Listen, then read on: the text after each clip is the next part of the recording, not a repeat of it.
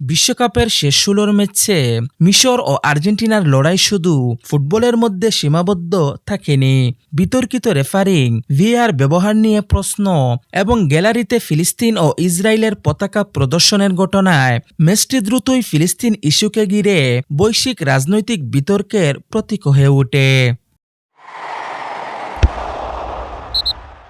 ম্যাচে ১-০ ব্যবধানে এগিয়ে থাকার সময় মিশরের দ্বিতীয় গোল বাতিল করা হয়। এছাড়া আর্জেন্টিনার একটি গোলের আগে ভিএআর পর্যালোচনার আবেদনও গ্রহণ করা হয়নি। এতে অনেক সমর্থক ও বিশ্লেষক অভিযোগ করেন ভিএআর সমানভাবে ব্যবহার করা হয়নি এবং মিশরের ৩-২ গোলের হার ন্যায়সঙ্গত ছিল না। মিশরের কোচ হুসাম হাসান ম্যাচ শেষে বলেন, খেলাটি ন্যায্য হয়নি। তিনি ইঙ্গিত দেন, ফিফা হয়তো আর্জেন্টিনা ও তাদের তারকা লিওনেল মেসিকে জেতাতে চেয়েছিল। পরে মিশর ফুটবল অ্যাসোসিয়েশনও আনুষ্ঠানিক অভিযোগ জমা দেয়। অপরদিকে এই বিতর্কের আড়ালে আরও বড় একটি বিষয় সামনে এসেছে। ফিলিস্তিন ইস্যু এখন আন্তর্জাতিক ক্রীড়াঙ্গনেও রাজনৈতিক ও নৈতিক অবস্থানের একটি গুরুত্বপূর্ণ মানদণ্ডে পরিণত হচ্ছে। আর্জেন্টিনা ও মিশরের ম্যাচের আগে থেকেই কোচ হুসাম হাসান প্রকাশ্যে ফিলিস্তিনিদের প্রতি সংহতি জানিয়ে এসেছিলেন। গত ৩ জুলাই প্রথমবারের মতো বিশ্বকাপের নকআউট পর্বে মিশরের জয় পাওয়ার পর তিনি মাঠে ফিলিস্তিনের পতাকা উড়ান এবং সেই জয় ফিলিস্তিনের জনগণকে উৎসর্গ করেন।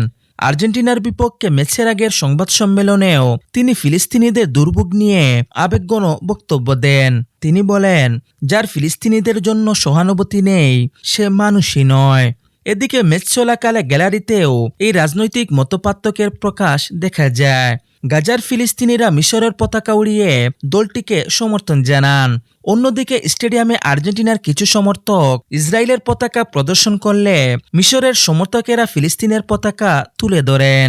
আর্জেন্টিনার জনগণের একটি বড় অংশ ইসরায়েলের সমালোচক হলেও দেশটির বর্তমান সরকার ইসরায়েলের ঘনিষ্ঠ মিত্র।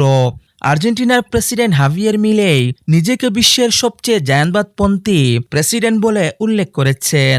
একইভাবে যুক্তরাষ্ট্রের প্রেসিডেন্ট ডোনাল্ড ট্রাম্পও ইসরায়েলের দৃঢ় সমর্থক।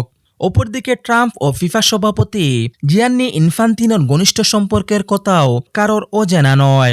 তাদের সম্পর্ক ফিফার নিরপেক্ষতা নিয়ে প্রশ্ন তুলেছে।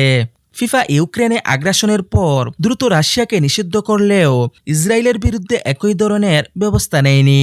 এ নিয়েও ক্রীড়াঙ্গনে সমালোচনা রয়েছে। এসব রাজনৈতিক প্রেক্ষাপটের কারণেই মিশর ও আর্জেন্টিনা ম্যাচের বিতর্ককে অনেকেই কেবল একটি ফুটবল ম্যাচ হিসেবে দেখেননি, বরং অনেক সমর্থকের কাছে এটি এমন একটি বিশ্ব ব্যবস্থার প্রতিচ্ছবি হয়ে উঠেছে যেখানে শক্তিশালী পক্ষ তুলনামূলক বেশি সুবিধা পায়।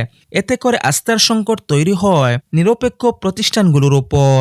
তবে এর মানে এই নয় যে ফিফা গোপনে আর্জেন্টিনাকে জেতানোর ষড়যন্ত্র করেছে। ক্ষমতার প্রভাব সবসময় পূর্ব পরিকল্পিত ষড়যন্ত্রের মাধ্যমে কাজ করে না। কখনো তা প্রতিষ্ঠানগুলোর প্রতি মানুষের আস্থার সংকটের মধ্য দিয়েও প্রকাশ পায়।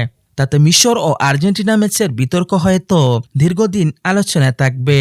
তবে একই সঙ্গে বিশ্বকাপের বড় মঞ্চে কোচ হুসাম হাসানের ফিলিস্তিনের পতাকা উড়ানো এবং ফিলিস্তিনিদের দুর্ভোগের কথা তুলে ধরার ঘটনাও অনেকের মনে দীর্ঘদিন স্মরণীয় হয়ে থাকবে।